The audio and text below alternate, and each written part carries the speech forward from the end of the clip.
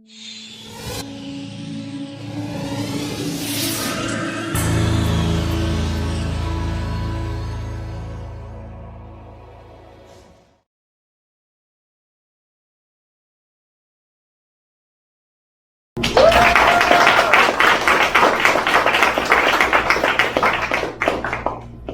many people here took the SAT?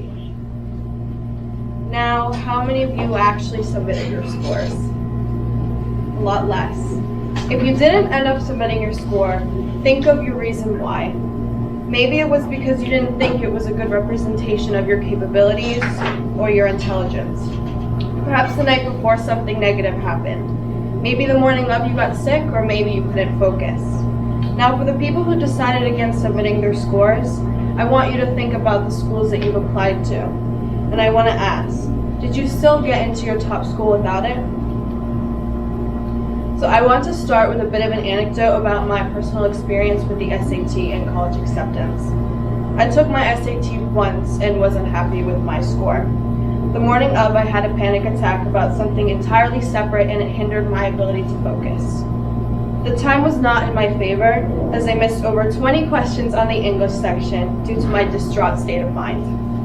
After this happened, I couldn't get myself to sit to take this test again. I thought about how hard I had worked for 4 years just to get an average to bad score on this test. I had given up because no matter how hard I studied, I just did not work well under that time crunch. The people who were closest to me, I think, would describe me as someone who is dedicated, disciplined, and hardworking. Those are 3 traits that are important in the real world, and they were also important to the Sophie Davis School of Biomedical Education. This school has about a 5% acceptance rate, and before COVID it required a minimum SAT score of 1,400. And I know this might seem easy for some people, but for me it definitely wasn't. With COVID, the requirement was eliminated, and admissions officers evaluated worthy students through extensive interviews, several essays, extracurriculars, letters of recommendation, and of course, just plain old grades.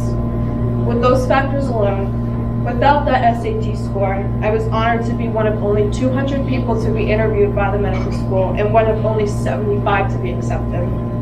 Now, I won't end up going for other personal reasons, but the fact that I got accepted without that SAT score goes to show you what really matters. So is it really necessary to keep the SAT alive?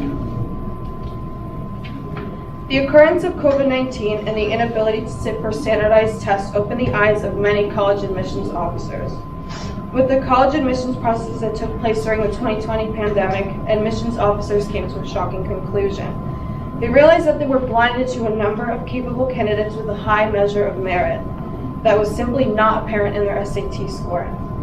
They looked right past people who had amazing experiences, extracurricular activities, letters of recommendation, and just plain old grades. As said by Jeff Salingo, how colleges adjust their testing requirements in the middle of a pandemic sends a powerful message about what matters, and applicants will respond accordingly. This goes to show that a number out of 1,600 does not define you. A single number on a transcript is not what's really important to admissions officers. What's really important is who you are as an individual. Now I want to shift the focus a little bit on just how much our society bases self-worth and knowledge on numbers. I want to start with weight. I know a lot of you will step on the scale and you'll look at that number, and that number will either be too high or too low, and you will base your self-worth off of what that number says. For me personally, I started my fitness journey about a year ago, and since then I've gained 20 pounds. And when I tell people that, they look at me weird. They wonder, you've been working out, why are you gaining so much weight? But really, it's just muscle. But people don't know that. They look at that number and think they just don't understand. The next is age. Age tells you what you should know and what you're supposed to feel. People say maturity comes only with age, but that's not the case always. So many of you know, I've been in a relationship for over 5 years, and I've been dating him since I was 12 years old. And a lot of people like to tell me when I was younger that I had no idea what love is. You're 13, you're 14, you're 15, you don't know what you're talking about. But I could say confidently that as almost an adult, I felt the same way for my boyfriend that I did when I was 13, to the way that I do right now. And grades, of course, a lot of people measure their merit or their capabilities on what they get on a test. I know a lot of you do that. And for me personally, going in as a biology major, I felt like if I got any grade below a 90 on the test, I should just quit my major because I wasn't going to be successful. But that's really not the case.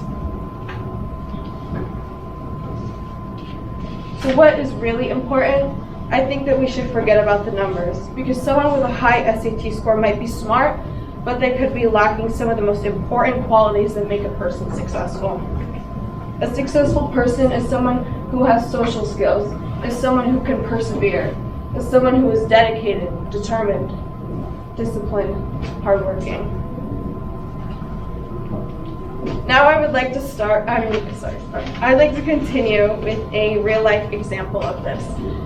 So this man was the son of immigrants, which means he came from a low income family, which meant he had no access to SAT tutors or outside resources. According to a 2015 analysis from the Insider Higher Education, the lowest SAT scores came from students belonging to families that have an annual income of less than $20,000. So does your SAT score test your intelligence, or does it test how much your family is able to make per year, or how well you're able to prepare beforehand?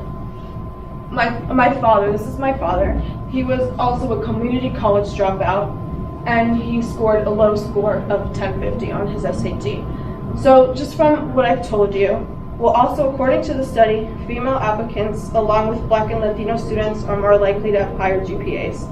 So should we really be basing a person's hard work and ability on one single test that's taken on one single day? So from the looks of it, I don't think many of you would think that this man would be successful. He dropped out of college and he scored pretty low on his SAT. So as I said, this man is my father.